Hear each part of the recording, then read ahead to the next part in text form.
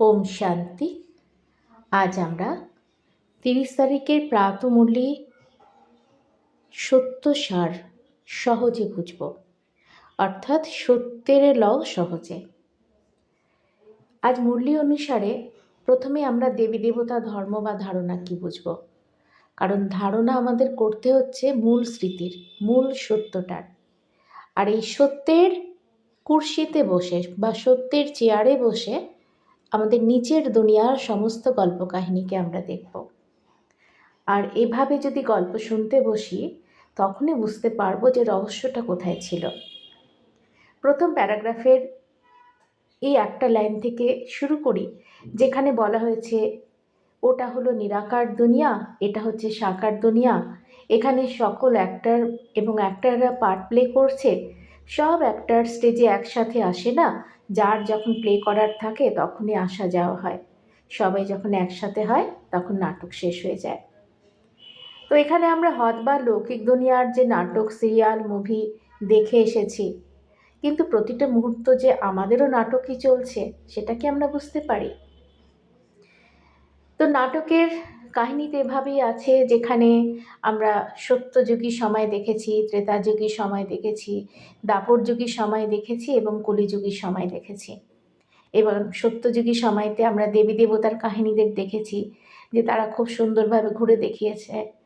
সেখানে বাঘ হরিণে একসাথে এক ঘাটে জল খেয়েছে, সেখানে ময়ূর নেচে বেরিয়েছে, কৃষ্ণ হাতে মুরলি নিয়ে ঘুরে বেরিয়েছে। তো কখন এটা এভাবে আমরা দেখব গল্পের মধ্যে না ঢুকে গিয়ে, যখন আমরা ওই সত্যের চেয়ারটাতে বসতে পারবো। এখানে বসে কিন্তু এই সত্যযুগের কাহিনী যেমন আমরা দেখি, আবার ত্রেতার যে কাহিনী সেখানে দেখেছি রাম সীতার কাহিনী, সেখানে আমরা সমস্ত বিষয়গুলোকে উপভোগ করেছি। দাপরে গিয়ে দেখেছি না সেখানে কৃষ্ণ আর না সেখানে রাম সীতা কেউ রয়েছে, শুধুমাত্র এই রাজা রাজরাদের কাহিনীগুলো ছিল, তারা কিভাবে একের পর এক রাজত্ব দখল করেছে। হ্যাঁ, এই অবস্থা হচ্ছে সেই বামমার্গের কাহিনী বলা হয়েছে, যেখানে দেবী দেবতাদের কোনো অস্তিত্বই আর নেই। আর কলিযুগের সময় বিভিন্ন রকমের ধারণা, মঠ পন্থ সমস্ত কিছু গড়ে উঠেছে, কিন্তু এই মূল স্মৃতি যেন সবার থেকে সরে গেছে।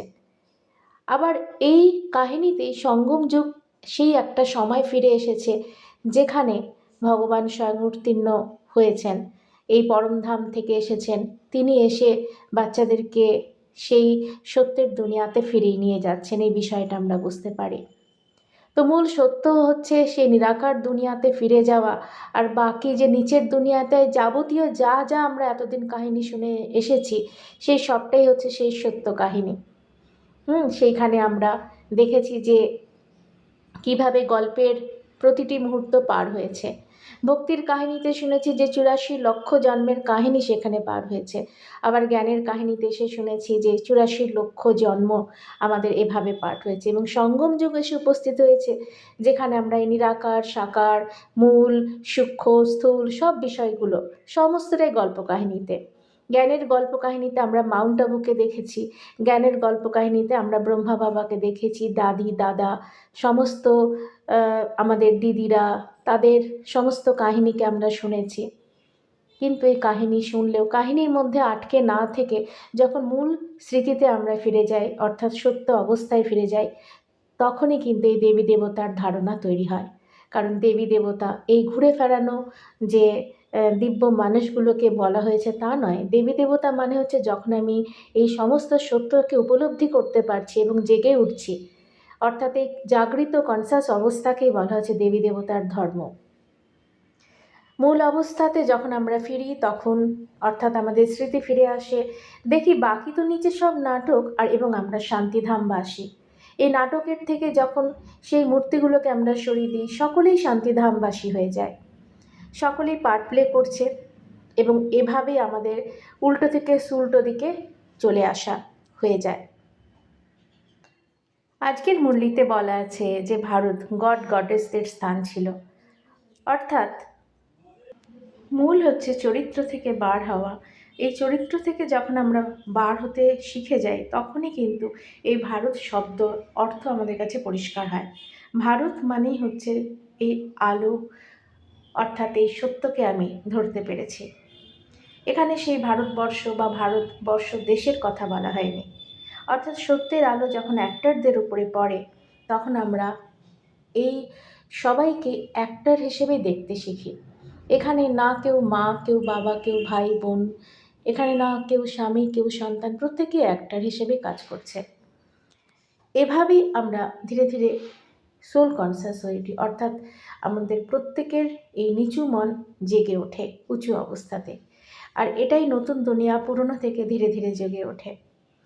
এভাবেই ট্রুথ কি এটা বোঝার ফলে গোল্ডেন এজ মানসিকতা তৈরি হয়। প্রেজেন্ট সময়ে সেই ডায়মন্ড এজ এবং গোল্ডেন এজ বোঝা মানে মনের উঁচু অবস্থাতে থাকা। জ্ঞান কোনো শরীরী দুনিয়ার সাথে সম্পর্কিত নয়। যে মুহূর্তে সব কিছু নাটক, তার থেকে বার হব এবং এই সত্যের আমরা স্মৃতিতে বসবো, তখনই দুঃখের দুনিয়া শেষ হয়। এই নাটকেই দুঃখ, কষ্ট, অস্থিরতা, অশান্তি সব কিছু। এই নাটকের মধ্যেও আমরা বিভিন্ন রকমের নাটক দেখছি, যেখানে আলাদা করে করা হচ্ছে।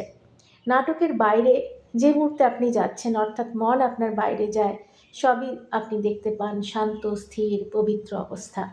এভাবেই যখন আমরা জেগে উঠি, তখনই দেবী দেবতার যে ধারণা, তা পরিষ্কার হয়ে যায় আমাদের কাছে। প্রতিদিন এই জন্য মুরলি পড়া অত্যন্ত প্রয়োজনীয়, এবং মুরলি আপনাকে নিজেকেই পড়তে হবে, নিজেকে এভাবে বুঝতে হবে। মুরলিতে যা কাহিনী, এভাবেই নর থেকে নারায়ণের কাহিনী গড়ে ওঠে, এবং যা পড়ছি সবটাই আপনাকে সত্য কি তাকে বোঝানোর জন্যে, এগোনোর জন্যেই ছিল। মুরলিতে বলা হয়েছে বাবা এসে দুঃখের দুনিয়া থেকে মুক্ত করেন। অর্থাৎ এটি যখন আপনি বুঝতে পারবেন, যা দেখছেন সব নাটক হিসেবে দেখতে শুরু করবেন। এবারে যে মুহূর্তে আপনি লৌকিক নাটকের মতোই নিজের ওঠা, বসা, চলা ফেরা, অর্থাৎ প্রতিটি মুহূর্তকে দেখে উপভোগ করতে লাগলেন, সেই মুহূর্তে আপনি দুঃখ থেকে মুক্ত হয়ে যান, অর্থাৎ সত্যে জেগে গেলেন। এভাবে মুরলির লাইন যখন অর্থ বুঝে বুঝে আপনি পড়ছেন, এই বোঝাটাই কিন্তু মালিক হওয়া। মালিক কখনো নাটকের অধীনে থাকে না, মালিক নাটকের বাইরে থাকেন। মালিক অবস্থায় সত্য অবস্থা, যেখানে বাবার বাচ্চা আলাদা নয়, সমান অবস্থা। গল্প কাহিনীতে আমরা ভগবানকে দেখেছি আলাদা করে পুজো করতে। যে অবস্থায় সত্যকে আপনি বোঝেন, তখন ভগবানকে আলাদা করে আপনাকে পুজো করতে হয় না। তাই জন্য সত্যযুগে কেউ ভগবানকে খোঁজে না, সত্যযুগে ভগবানের কোনো প্রয়োজন হয় না। অর্থাৎ যে মুহূর্তে সত্য আপনার বোঝা হয়ে যায়, শুধু স্মৃতিটা থাকাই হচ্ছে ভগবানকে কাছে পাওয়া। কারণ এই জ্ঞান মানে হচ্ছে সম্পূর্ণ জাগ্রত অবস্থা, কনসাস অবস্থা।